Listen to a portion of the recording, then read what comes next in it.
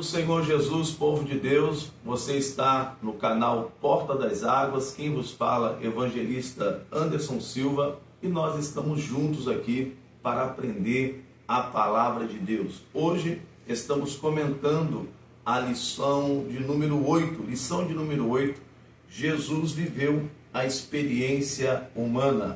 O pastor Ezequias Soares tem nos conduzido dentro dessa temática da cristologia, e aqui na lição de número 8 nós vamos fechar aqui o assunto cristologia e depois vamos seguir para outros temas como o Espírito Santo e outros assuntos mais.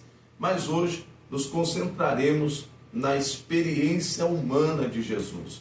E o nosso textual diz assim: e percorria Jesus toda Galileia, ensinando nas suas sinagogas, pregando o evangelho do reino e curando todas as enfermidades e moléstias entre o povo.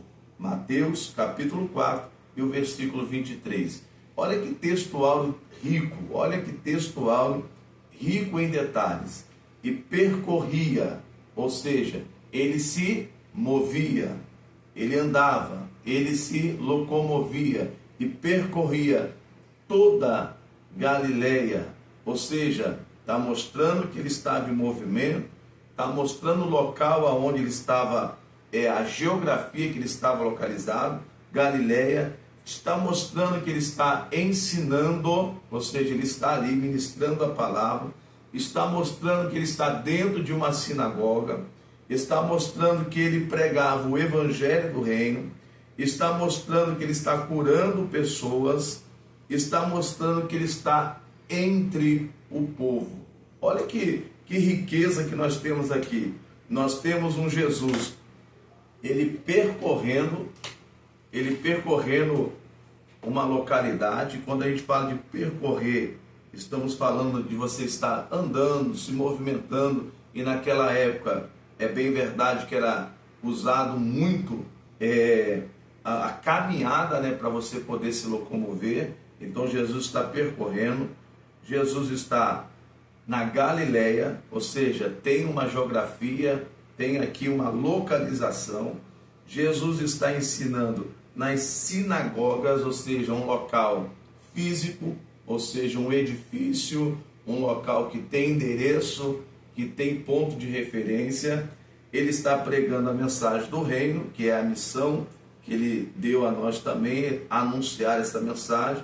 Ele está curando dos enfermos, ou seja, ele está em contato com essas pessoas, e ele está entre o povo. Eu acho linda essa referência, entre o povo, porque coloca ele dentro do cenário, ele não está distante, ele não está de cima de uma montanha, levantando as mãos e liberando a cura para as pessoas que estão muito distantes. Não, ele está entre o povo. Essa é a ideia que o nosso comentarista, escritor, pastor, nosso irmão pastor Ezequias Soares, que ele quer nos conduzir. Jesus viveu experiência humana. Amém? Vamos lá. A verdade prática nos diz assim: o Senhor Jesus Cristo teve vida social, amigos, parentes, interagia com pessoas e era conhecido dos vizinhos e moradores de Nazaré, onde fora criado. Então ele foi criado em Nazaré. Ele tinha amigos e ele tinha vizinhos. A leitura bíblica em classe se encontra no Evangelho de João, no seu capítulo 1, do verso 43 ao versículo 51, Mateus, capítulo 26, verso 37, 38 e o verso 42. Então, eu vou deixar essa leitura para que você possa fazer em sala de aula, para que você possa estudar aí na sua casa, você que está se preparando para poder ir à escola bíblica dominical nesse domingo, você possa fazer essa leitura aí na sua casa. A proposta da nossa lição de hoje é, em primeiro lugar, identificar a experiência humana no ministério de Jesus. Segundo lugar, explicar as heresias que negam a humanidade de Jesus. Em terceiro lugar, reconhecer como essas heresias se apresentam nos dias atuais. A nossa motivação, a experiência humana de Jesus, marca uma referência para o desenvolvimento dos nossos relacionamentos com outras pessoas. Amém? Virando aqui a nossa folhinha, nós vamos aqui para a introdução da nossa aula. E a introdução diz assim: o Senhor Jesus não viveu como um monge ou um eremita em retiro, solitariamente, isolado da sociedade, e nem ensinou essa prática aos seus discípulos. Pelo contrário, a narrativa bíblica descreve que ele teve vida social e religiosa. Vida social e religiosa. A presente lição pretende mostrar alguns aspectos da vida ou da experiência humana de Cristo Jesus. Vamos lá, a palavra-chave é experiência. E experiência é algo que se tem por meio do tempo, não é verdade? A experiência são o acúmulo de tudo aquilo que nós vivemos no decorrer da nossa vida. Então, nós vamos ver as experiências que Jesus teve em seu ministério terreno. Vamos lá. O ponto 1 diz assim: a experiência humana no ministério de Jesus.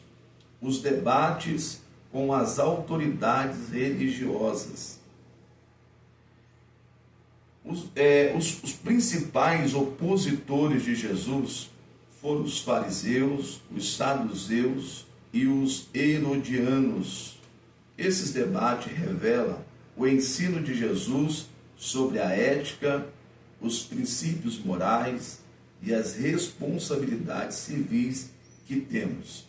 Então, tem 3 grupos mencionados aqui pelo nosso comentarista, que são os fariseus, saduceus e herodianos. Jesus ele teve que conviver com essas pessoas em seu encalço, ou seja, afrontando essas pessoas, batendo de frente com a mensagem, com a missão de Jesus Cristo. Quem são os fariseus? Os fariseus, o nosso comentarista escreve que o nome vem do hebraico e significa separados, porque não concordava com os saduceus. Defendia a tradição acima das Escrituras. A separação do Estado e da religião. Eram membros do Sinédrio e tornavam-se alvo de críticas de Jesus. O apóstolo Paulo declara que o grupo dos fariseus, ao qual pertencia antes da sua conversão, era a mais severa seita do judaísmo. Então veja bem que os fariseus, esse grupo religioso aqui, eram homens que eram intérpretes da palavra, conhecedores do Antigo Testamento. E agora, quando Jesus está no seu ministério terreno, Jesus sofre uma grande oposição dos fariseus, porque eles eram os detentores ali do saber, do conhecimento, eles eram considerados santos, os puros, os separados, e Jesus teve que conviver com os fariseus. É bem verdade que a palavra o fariseu se tornou um símbolo de hipocrisia. Jesus, ele sempre lançou ao rosto dos fariseus que eles eram hipócritas, porque eles mandavam fazer uma coisa, mas eles viviam outra coisa. Então, o fariseu ficou comumente conhecido como aqueles que eram hipócritas, cuidavam do exterior, mas não cuidava do interior, valorizava a parte visual, a parte de fora, mas não tinha uma vida com Deus. O próprio Cristo chamou eles de sepulcro caiado, ou seja, eram mortos por dentro, eram homens que eram detentores do conhecimento, porém não tinham uma vida espiritual a ponto de desprezar o Cristo, desprezar o Messias. Quem são os saduceus? Os saduceus vêm da linhagem de Zadok, significa justo, reto. Esses saduceus, eles tinham uma postura diferenciada, eles já se envolviam na política. Os saduceus era a alta cúpula da política, a alta cúpula econômica. Os saduceus eram homens poderosíssimos na sociedade, e Jesus teve também alguns enfrentamentos com estes grupos, ou melhor dizendo, com o grupo dos saduceus, porque eles eram de linhagem sacerdotal, se achava sobre a responsabilidade ou o domínio das atividades do templo, ou seja, se achavam dono do templo, eram pessoas influentes na política, eram pessoas que tinham bastante dinheiro, e Jesus teve que debater com estes homens, estar de frente com esses homens. O nosso comentarista escreve aqui para nós, eles rejeitavam, ou seja, eles só confiavam na leitura do Pentateuco, dos 5 primeiros livros escritos por Moisés, pois não acreditavam em anjos, espírito, ressurreição, rejeitavam os demais livros do Antigo Testamento, eram inimigos mortais de Jesus. Eram inimigos mortais de Jesus. Olha só o que Cristo enfrentou. E o interessante é que fariseus e saduceus, eles não se davam. Não havia comunhão entre eles. Mas só que eles encontraram um bem comum. Qual era o bem comum? Acabar com o ministério de Jesus, matar Jesus, porque Jesus era alguém que falava com autoridade, ensinava com autoridade, e isso estava incomodando esses grupos. Jesus, ele veio e bateu de frente com o sistema. Jesus é contra o sistema. E Jesus, ele no seu ministério terreno, ele causou muito alvoroço dentro daquele sistema que já estava enraizado em Israel. E saduceus e fariseus, eles se unem para tirar a vida de Cristo. E nós temos uma aplicação aqui muito grande para nossas vidas. Mesmo que sejam opositores, mas se o objetivo é acabar com a mensagem de Cristo, é calar Cristo, eles se unem. Os inimigos, eles têm essa habilidade de deixar de lado o seu orgulho e se unir para poder afrontar ou para poder parar a palavra de Deus. Então, que nós possamos entender isso e ter bastante atenção sobre isso. Eles unem forças para parar o ministério de Jesus. E por fim, nós temos os herodianos. Os herodianos já eram um grupo especificamente político, que estavam lutando para manter a linhagem de Herodes no poder. Eles não queriam que viesse uma mudança política, eles queriam se manter no poder, se manter na autoridade. Olha o que diz o pastor Ezequiel Soares sobre os herodianos. Os opositores das dinastias, eram apoiadores das dinastias de Herodes, uma espécie de marqueteiros, buscando convencer o povo para impedir um governo direto de Roma. Foram instituídos com interesse nacionalista e eram a favor dos impostos. O discurso de Jesus também os incomodava. Formaram um conselho com os fariseus e com o propósito de matar Jesus e assim livrar-se dele. Estavam associados aos fariseus na questão do tributo. Então veja que no ministério terreno de Jesus, ele teve oposição, ele sofreu oposição. Cristo, Jesus, nosso Senhor, nosso Salvador, um ser sem pecado, um homem puro, ele sofreu oposição em seu ministério. Isso nos mostra que a vida ministerial, ela é uma vida carregada de oposição. Sempre haverá opositores para a vida ministerial. Então, por favor, meu querido aluno, meu querido professor, não se espante em enfrentar opositores na sua caminhada. Eles sempre vão existir, mas não pare e não deixe a sua missão de lado. Continue pregando a palavra, continue falando que Jesus é bom, porque Jesus, ele é aquele que nos sustenta. Ele sofreu afrontas, ele sofreu oposições e ele sabe exatamente como é o coração do homem. Ele sabe que existe muita maldade no coração do homem. Mesmo um homem que estava pregando a paz, curando enfermos, multiplicando pão e peixe, trazendo bem à sociedade e à humanidade, mesmo assim, ele sofreu oposição. E aí, você acha que você também não vai sofrer oposição? Você acha que nós não vamos sofrer oposição no ministério terreno, na nossa vida com Deus, no desempenho do nosso ministério pastoral? Seja você cantor, pregador, ensinador ou alguém da intercessão, você acha que você não vai sofrer oposição? Tenha certeza disso. A oposição, ela virá. E eu fico maravilhado que os discípulos disseram assim, que eles se sentiram felizes por serem perseguidos, afrontados por causa do Evangelho de Jesus Cristo. Então, lembre-se disso. Se Cristo, sendo perfeito, sofreu oposição, nós também, sendo homens falhos que somos, também sofreremos oposição. Prosseguimos. A vida social e religiosa de Jesus. O mestre participava de uma vida social intensa.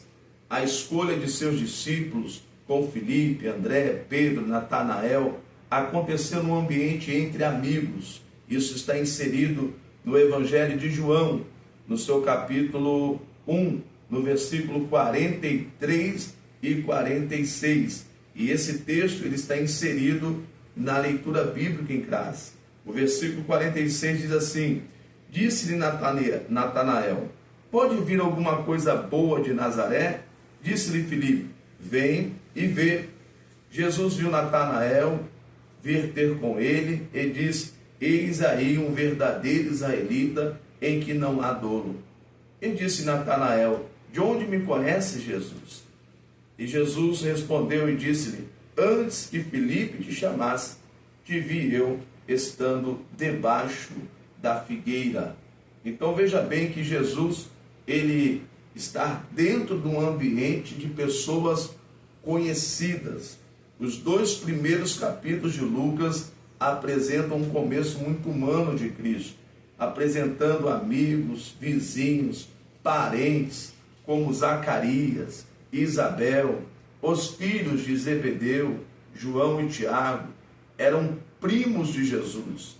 Zebedeu era um pescador da Galileia e marido de Salomé, irmã de Maria, mãe de Jesus.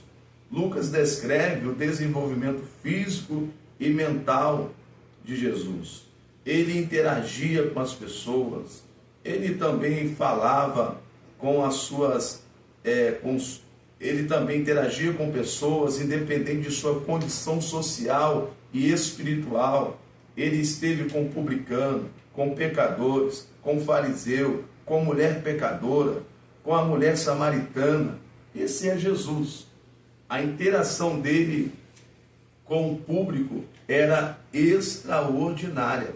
Ele não desprezava ninguém, ele falava com todos. Ele era na contramão dos fariseus. Ele era na contramão daquele sistema religioso. Lembra aquela parábola do bom samaritano, aonde os fariseus ali querem saber, Jesus, quem é o meu próximo? Tentando pegar Jesus. E Jesus conta a história do samaritano, que havia um homem caído no caminho. Vocês conhecem a história? E o levita passou de largo, o sacerdote passou de largo, mas vindo um bom samaritano, ou seja, alguém que você jamais esperava, alguém que não era do povo, ou seja, era um grupo rechacido, era um grupo desprezado pelos judeus, os samaritanos, por ter agora uma raça misturada, né? Por ter se envolvido com outros povos. E agora, dentro dos samaritanos, de um povo desprezado, Jesus usa esse personagem para socorrer aquele que está ferido. E ali Jesus vai e fecha dizendo que o nosso próximo é aquele que precisa de nós, aquele que estiver ao nosso alcance. É interessante isso, é importante nós notarmos esta palavra, que Jesus ele não desprezava, ele tinha uma vida social. Os seus discípulos, é interessante que os seus primeiros discípulos foram enviados por João. João foi aquele que abriu o caminho, que foi o precursor de Cristo Jesus. Então João ele liberou os seus discípulos para irem ter com Jesus. Podemos seguir? E João liberou, vai lá, pode seguir. Ou seja, havia uma interação, uma comunhão entre eles, havia uma amizade. Eu deixo uma pergunta para você aqui nessa nossa aula. Você acredita que as escolhas dos discípulos foi uma escolha espiritual ou foi uma escolha dentro do campo da amizade, dentro do campo social? O que você acha? Você acha que quando Jesus chama Pedro, chama Tiago, chama João, está chamando eles de uma forma espiritual ou está chamando porque conhecia e convivia com eles? O que vocês acham? Eu queria deixar esta pergunta para você pensar. Se foi uma escolha por convivência, por conhecer com quem ele estava lidando, ou foi uma escolha por revelação, uma escolha por método espiritual, pela onisciência? O que você acha, querido aluno, querido professor da EBD? Como se deu a escolha dos discípulos? Foi espiritual ou foi natural? Quero que você pense sobre isso aí e reflita sobre isso, por favor. Vamos lá para o nosso ponto 2. O ponto 2 diz assim: heresias que negam a humanidade de Jesus. Veja bem, a primeira palavra que nós queremos destacar aqui é o apolinarismo. Apolinário foi bispo de Laodiceia. E eu preciso, professor, que você tenha atenção em algo aqui. Esse Laodiceia não tem nada a ver com a Laodiceia de Apocalipse. Por favor, fica atento a isso, tá? Vamos lá. Usando uma linguagem teológica de Apolinário, os elementos construtivos do ser humano são carne ou corpo e a psique, a alma animal, a sede dos desejos, paixões e apetite. Segundo Apolinário, o verbo teria ocupado o lugar da alma na encarnação, com isso negando que Jesus tivesse um espírito humano. Então vamos lá, atenção nessa parte aqui, porque essa é a parte que tem a ver com a revista. A revista é apologética. Então a parte central da aula é tratar sobre heresias. Então nós estamos aqui com essa questão do Apolinário. Segundo a psicologia que estuda a alma, existem 3 tipos de alma. Segundo a psicologia, 3 tipos de alma: a alma vegetal, a alma animal e a alma racional. 3 tipos de alma, isso é o conceito de alma. E dentro do apolinarismo, a ideia dele é que Jesus ele tinha uma alma animal. Olha só a ideia que este nosso herege está dizendo aqui, que Jesus teria uma alma animal. E ele só teria desejos, mas não teria decisões. Eu escrevi aqui algo para nós, não sei se dá para ver, se dá para perceber. Apolinarismo, como eles entendem a alma de Jesus? Eles entendem o Logos, a alma e o corpo. Essa é a ideia deles. Eles entendem que dentro do corpo de Jesus está a alma animal e está o Logos. O Logos é o verbo, né, a divindade, dentro da alma de Jesus. E o problema do apolinarismo é que, dentro da concepção dele, por que ele não coloca uma alma racional aqui e ele coloca uma alma animal? Porque na mente, na cabeça de Apolinário, havia conflito entre o Logos, ou seja, sobre o Deus encarnado, e a alma racional. A alma racional, ela tem poder de decisão, por isso que é racional, ela decide. A alma animal, ela não tem decisão, ela age por instintos, não é isso que o animal faz? Mas a alma racional, ela tem poder de decisão. Ele então teve aí a brilhante ideia de dizer que Jesus, ele tinha vontade, mas não tinha decisão própria. Logo, quem decidia era o Logos, ou seja, a alma dele divina, ou Deus.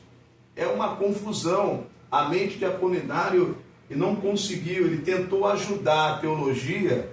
Há 100 anos depois ele falou, não, eu vou resolver esse problema.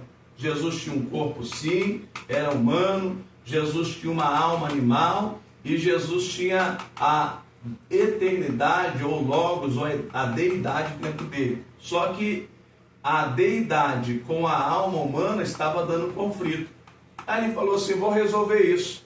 Vou colocar a deidade, ou seja, Deus, e uma alma animal. E toda decisão que for tomada por Jesus será pelo Logos, não pela alma. Isso é uma heresia, porque se Jesus ele não pudesse tomar decisão como ser humano, ou seja, com uma alma racional, logo nós estaríamos cometendo um grande erro, porque a Bíblia mostra que Jesus teve sede, teve fome, Jesus chorou, Jesus ele tomou decisões como homem, Jesus também ele teve o seu momento em que ele deixou a sua vontade e disse, Pai, seja feita a sua vontade. Só que na mente de Apolinário haveria conflito se colocasse Deus, alma racional e corpo. Isso daria conflito. Aí ele teve a escolha de colocar, como está na revista, Jesus com uma alma animal. Uma aberração, um erro, uma heresia. Aí se nós formos continuar aqui no ponto 2, nós vamos falar sobre a questão do monotelismo, certo? Monotelismo significa, mono significa um e telismo significa desejo, correto? E no monotelismo está dessa forma assim, ó, Logos e o corpo. Dentro da visão do monotelismo, Jesus tinha um corpo, perfeito, né? Um corpo, mas só que toda a decisão, ou seja, veja que aqui temos Logos, alma e corpo, no apolinarismo. No monotelismo, temos Logos e corpo, ou seja, não há aqui a vontade humana dentro do monotelismo. Toda a decisão de Jesus era tomada por Deus, ou era tomada pela deidade, pela divindade. Ou seja, aqui também está uma outra heresia, porque se você negar a humanidade de Jesus, você logo estará tirando o papel central dele de deixar de ser Deus, tornar-se o homem e ser um exemplo para nós. Então, dentro desse gráfico, eu espero ter ajudado a tentar dar uma compreensão para vocês, amém? Vamos adiante, vamos seguindo aqui adiante, para nós encerrarmos a nossa aula. O ponto 3 diz assim, como essas heresias apresentam nos dias de hoje? Quais países Jesus visitou quando esteve entre nós? Aí vai colocar Egito, Israel e Líbano. Foram os países que Jesus percorreu. Aí o nosso comentarista vai falar sobre um movimento da nova era e outros grupos ocultistas que tentam ensinar uma história aí bem estranha, que Jesus esteve na Índia, que Jesus, os mormons falam, que Jesus esteve nos Estados Unidos. E quando eu li isso, eu lembrei em 2003, quando eu trabalhava em uma lanchonete, em uma das marinas aqui de Paraty, que chegou um francês até a lanchonete, ele tinha ali um veleiro e todos os dias ele tomava café ali. Ele descobriu que eu era evangélico e veio puxar assunto comigo, conversar, e ele lançou para mim sobre a história do quarto rei Magus. Você sabe essa história antes? Falei, não sei não. Essa história conta que Jesus foi conduzido por um quarto rei, que ele foi para a Índia, e falou um monte de aberração que não compete falar num vídeo desse, algo de coisas horrendas que ele disse que Jesus estava fazendo.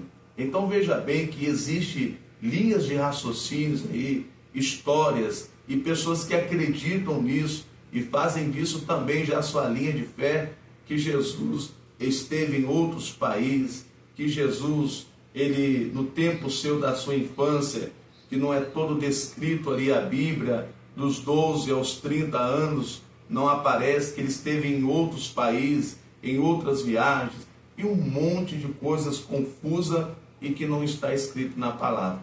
Nós ficamos com a palavra de Deus. Nós somos sabedores que este período que a história não conta sobre Jesus é o período em que ele viveu a sua vida comum em sociedade, trabalhando, respeitando ali as regras que existiam naquele tempo, e infelizmente as pessoas aproveitam daquilo onde a Bíblia se cala e cria um monte de história. Que Deus tenha misericórdia dessas pessoas que levantam esses ensinamentos e acabam deturpando a fé de muitos. Amém? O ponto 2 aqui do tópico 3, Jesus era visto como alguém da comunidade. E aqui nós estamos caminhando para o final da nossa aula. E se você chegou até aqui, meu muito obrigado.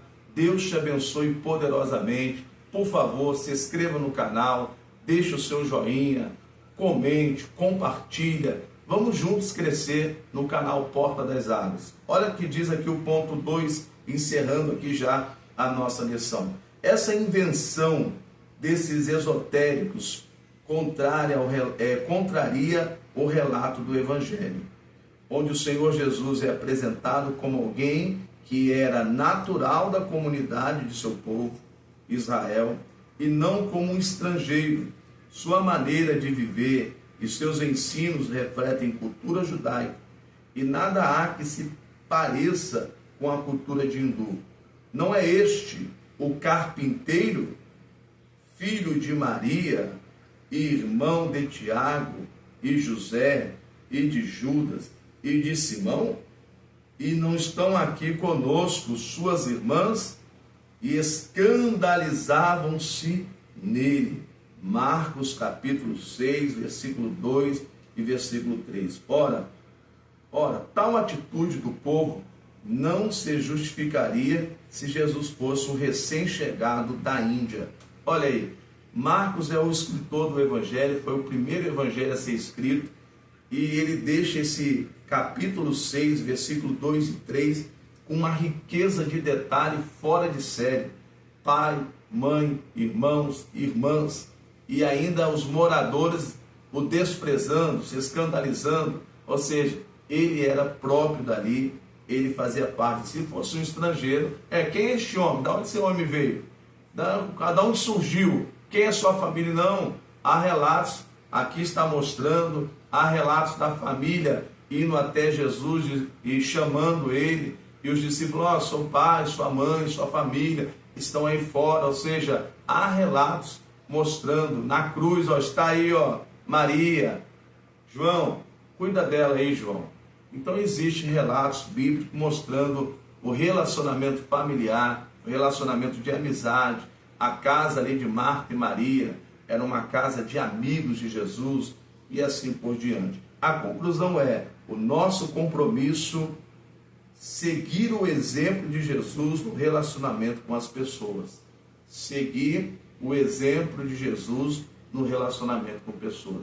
Jesus era um tipo de ser humano que ele ajudava aqueles que eram desprezados, mas ele batia de frente com aqueles que eram orgulhosos, prepotentes, aqueles que eram ditos os donos da moeda, do sistema. Ele bateu de frente. Ou seja, Às vezes a gente quer seguir a linha de Jesus, de ser apenas uma pessoa mansa, tranquila, mas nós precisamos também se opor àqueles que é contra a verdade, se opor aos mentirosos, se opor a todo tipo de abuso, se opor a isso, porque Jesus se opôs a isso.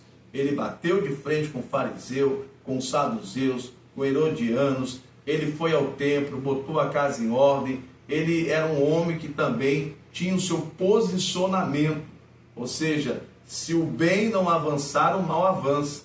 Então Jesus não era apenas um cordeirinho, uma pessoa super dócil, não, ele era a favor dos humildes, mas ele repreendia quem estava errado, ele repreendia os abusadores, ele repreendia fariseus, saduceus. O que eu quero dizer com isso, amados, que nós lemos aqui, Jesus, temos que seguir o exemplo em tudo, seguir o exemplo de Jesus em tudo, tá bom?